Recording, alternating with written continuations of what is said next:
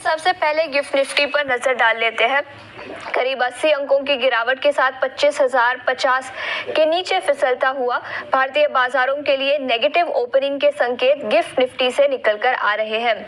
इसी के साथ एशियाई बाजारों की बात करें तो यहाँ पर भी काफी मिला जुला कारोबार है। चीन के बाजार में तेजी है, लेकिन जापानीज मार्केट निक्के की बात करें तो 1.5% से ज्यादा की गिरावट है और कॉस्पी में भी करीब 1% की गिरावट दिखी है। तो काफी मिले जुले संकेत एशियाई बाजारों से गिफ्ट निफ्टी करीब 80 अंकों की गिरावट के संकेत दे रहा है। इसी के साथ अमेरिकी बाजारों पर फोकस कर लेते हैं। डाउ जोन्स 320 अंक गिरकर करीब 0.8% की गिरावट कल DJIA डाउ जोन्स में दिखी।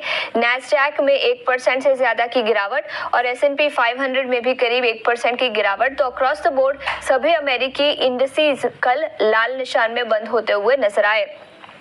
टेक्नोलॉजी शेयरों में कल भारी गिरावट दिखी। मैन्युफैक्चरिंग इक्विपमेंट मेकर यूरोप का ASML उन्होंने नतीजे पेश किए। नतीजे तो ठीक ठाक थे, लेकिन उन्होंने जो नजरिया दिया, आउटलुक दिया, वो काफी कमजोर था, जिसके चलते अमेरिका के सेमीकंडक्टर मैन्युफैक्चरर्स पर इम्पैक्ट दिखा, जिसके चलते टेक्नोलॉजी शेयरों में भी कल गिरावट दिखी।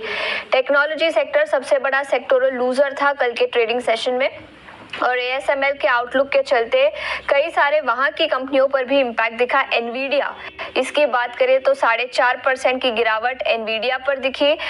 इसी के साथ इंटेल, इस स्टॉक में भी करीब 3.5% की गिरावट दिखी। इसी के साथ फ्यूचर्स, अमेरिकी बाजारों के फ्यूचर्स की बात करें तो वहां पर ज्यादा कुछ एक्शन नहीं है, लेकिन कल भारी गिरावट अमेरिकी बाजारों में दिखी।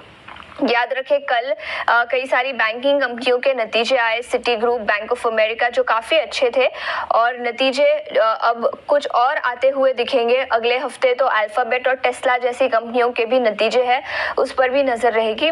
और फेडरल रिजर्व ऑफिशियल से इंटरेस्ट रेट एनवायरनमेंट को लेकर क्या कमेंट्री आती है, उस पर भी सबकी नजर रहेगी। इसी के साथ यूरोपियन बाजारों पर फोकस करते हैं। यहाँ पर भी बाजार गिरावट के साथ बंद होते हुए नजर आए। तो फुटसी में 0.5% की गिरावट दिखी। डैक्स और कैक की बात करें तो यहाँ पर भी कल गिरावट दिखी। कैक तो 1% से ज्यादा की गिरावट के साथ बंद होता हुआ नजर आया। इसी के साथ कमोडिटीज पर भी फोकस कर लेते हैं। बिटकॉइन में फिर एक बार तेजी दिखी।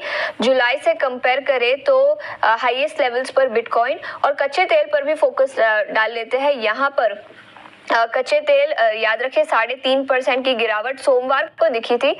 कल अभी $74.5 पर बैरल के आसपास, तो $75 के नीचे ब्रेंट क्रूड फिसलता हुआ। इसी के साथ सोने की बात करें तो बॉन्ड यील्ड में नरमी के चलते सोने में थोड़ी सी तेजी दिखी, $2,680 पर आउंस के आसपास।